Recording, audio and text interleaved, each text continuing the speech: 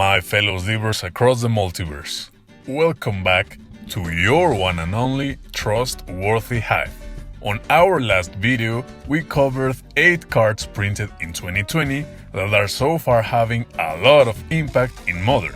In this video, we're gonna cover what I consider to be the top 10 cards printed in 2020 for the Commander format. When we talk about things like Modern or Standard, it's a bit easier to remain somewhat objective. After all, they are competitive formats. If Uro is destroying every tournament out there, it's hard to say the card sucks, right?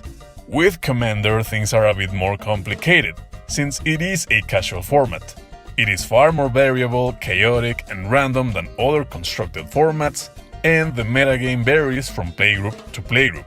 So this is going to be a very subjective list, obviously. As you know, I have a soft spot for formats like Modern, Pauper, and Legacy.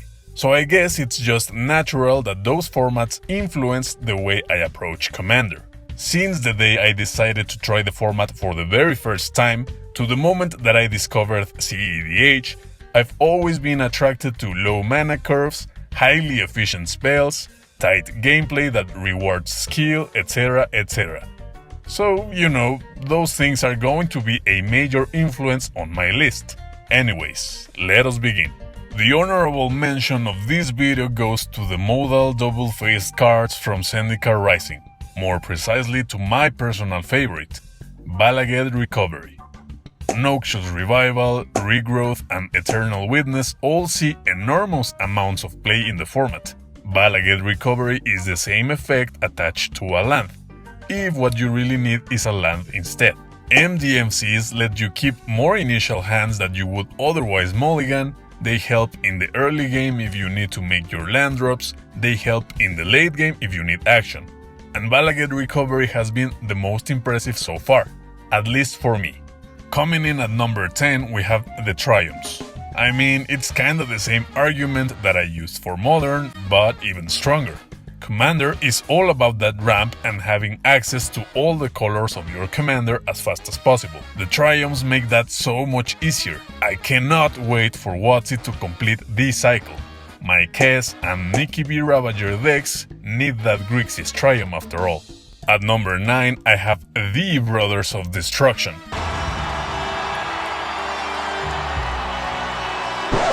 No, not those ones. I'm talking of course about Uro and Kroxa. Whether they are a part of the 99 or you run them as your commander, these titans are just pure gas. Great in the early turns, even greater on the late game. They're just so freaking good. I've been recently uploading my own deck text to the Sliver Hive Facebook page.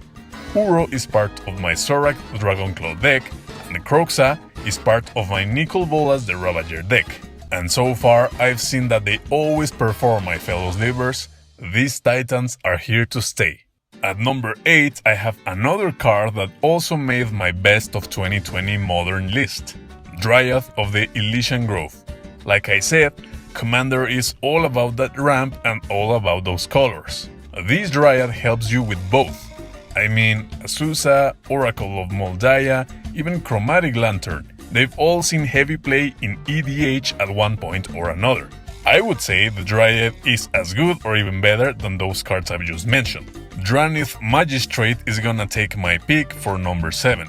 You know, for some reason that I will probably never understand, there's a lot of people out there who hate running interaction in their decks. No counters, no removal. Just ramp, card draw, and payoffs. That's it.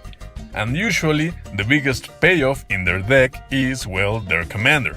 Do you wanna punish these types of decks and strategies that are overly reliant on their commander or cheating stuff into play from graveyards or libraries or even exile?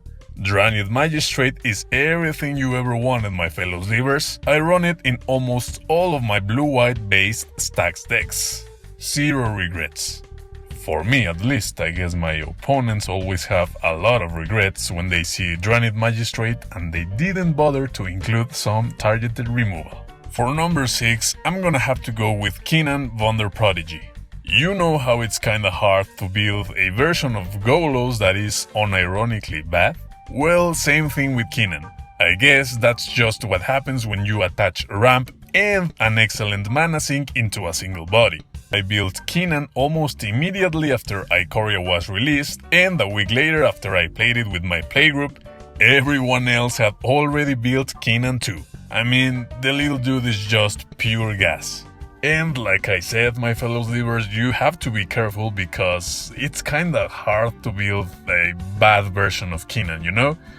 I've already covered Kinan in my 3 levels of series, so if you want to check suggestions for a janky version of Kinan, which is not really, it's not going to be janky because it's going to be better than that no matter what you do. And if you want to check suggestions for a regular build of Kinan, which is also not going to be regular because it's going to be better than that, and well, the CEDH version of Kinan, because of course Kinan was destined to be CEDH. You know, check that video if you want to build Kinan. Just be careful because, you know, your playgroup might hate you forever. Number 5 in this list goes to Underworld Bridge. I mean, that's a lot of text for a card that could honestly read, haha, graveyard combo goes brrrr, and be done with it. But even if you don't use it to its full Lionside Diamond Wheel of Fortune potential, this card is absolutely busted in the right decks. Actually, I would even play it in a mono red deck that has zero to do with combos or graveyards. It's just that good in my opinion.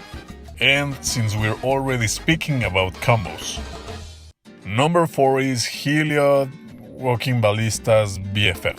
I really underestimated this card, I gotta admit, but every single time I've played against someone who is running Heliod, I know 2 things. 1, I gotta watch out for out-of-nowhere wins with Ballista or Triskelion, and 2, even if my opponent does not have that combo, Heliod can still be one hell of an adaptive deck. It can be aggro, it can be stacks, it can be mid-range. Heliod is just the real deal for mono white. And now, time for the top 3, the grand finale. Yeah, you probably already know what cards I chose. For numbers 3 and 2, I'm gonna have to go with Opposition Agent and Hull Breacher. I don't know about the rest of the goodies in Commander Legends, only time will tell. But I've already playtested and played against these 2 cards a lot, and oh boy, holy they are amazing. I know a lot of people don't like them and consider them to be a mistake, but hear me out. You don't have to play with them, you don't have to play against them. If your opponent runs these cards, you can politely say, "My dear opponent, I don't really consider playing against those types of cards fun, so maybe I can wait for another table, or do you have more casual decks?" That's it.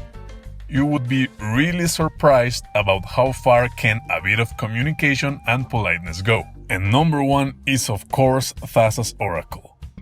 What did you think it was going to be? Jewel Lotus? Very pretty artwork though. Come on, let's be serious.